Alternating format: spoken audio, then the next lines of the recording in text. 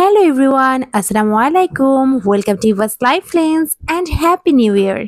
সময় খুব দ্রুত চলে যায়, দেখতে দেখতে একটা বছর ঘুরে আরেকটা নতুন বছর শুরু হয়ে গেল। আমার কাছে মনে হচ্ছে এই তো কেবল সেদিনই 2024 সালটা শুরু হলো আর এখন চোখের পলকেই আবার 2025 সালটা চলে এসেছে। গত বছর এই সময় বাংলাদেশ ছিলাম আর এবার মালদ্বীপে। বাংলাদেশে অবশ্য কখনোই 31st ডে ওভাবে করে উদযাপন করা হয়নি আমাদের, তবে এখনো আমি উদযাপন করছি সেটা বলবো না। তবে বর্তমানে মালদ্বীপের যে আইল্যান্ডে আমরা আছি, এই আইল্যান্ডটা যেহেতু একটা টুরিস্ট আইল্যান্ড, এখানে বেশ জমকালোভাবে 31st ডেটা সেলিব্রেট করলো। ভাবলাম আপনাদের সাথেও একটু শেয়ার করি। আইল্যান্ডে বেশ কদিন ধরেই তোড়জোড় চলছে নতুন বছরকে ওয়েলকাম জানানোর জন্য। তবে আমরা সবসময় যেটা চাই তাই কি হয়? হয় না কিন্তু। হঠাৎ করেই ওয়েদারটা একটু খারাপ হয়ে গিয়েছে। বিকেল থেকে বেশ বৃষ্টি ছিল, তাই প্রত্যেকটা প্রোগ্রামই একটু ডিলে করে স্টার্ট হয়েছে। আইল্যান্ডের শান্তশিষ্ট জীবনটা আমার বেশ ভালো লাগে, তবে মাঝে মধ্যে এইরকম যখন জমকালো আয়োজন করা হয় আর এত সুন্দর লাইটিং পুরো আইল্যান্ডে হয়ে যায়, আমার কাছে কিন্তু এটাও খুব এনজয়েবল লাগে। সন্ধ্যার পরপরই টুরিস্টদের জন্য বিচ ডিনারের আয়োজন করা হয়েছিল। তবে আজকে মেইন অ্যাট্রাকশন কিন্তু এটা ছিল না। আজকে মেইন অ্যাট্রাকশন ছিল Maldivian traditional cultural programme and fireworks. Cultural programme starting time 9:45 PM দেওয়া হয়েছিল, আর ফায়ারওয়ার্কসের টাইম তো অবভিয়াসলি রাত 12টার সময়।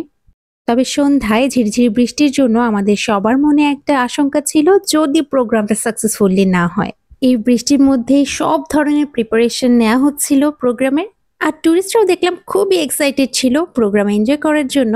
অন্য একটা দেশের ডিফারেন্ট কিছু ট্রেডিশনের সাথে পরিচিত হওয়া বলে কথা।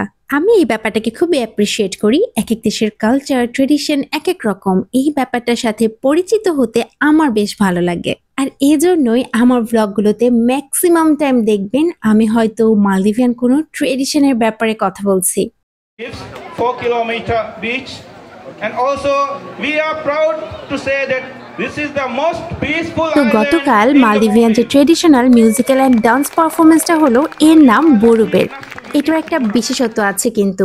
মালদ্বীপিয়ানদের হাতে যে উডেন ড্রামসটা দেখছেন, এটা কোকোনাট উড দিয়ে তৈরি, এবং যে ড্রেসটা পরা দেখছেন ব্ল্যাক অ্যান্ড হোয়াইট স্ট্রাইপ, এটার নাম ফেইলি।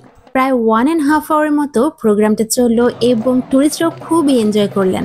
আর এরপর তো রাত 12টার সময় একদম সাগরের উপর থেকে ফায়ারওয়ার্কস হলো। এটা আমার জন্য একটা নতুন এক্সপিরিয়েন্স। তো সবকিছু মিলে আলহামদুলিল্লাহ সময়টা ভালোই গেল। জীবনের প্রত্যেকটা ফেজ কিন্তু একরকম যায় না, তবে তারপরেও পাওয়া না পাওয়া সবকিছুর মধ্যেই আলহামদুলিল্লাহ।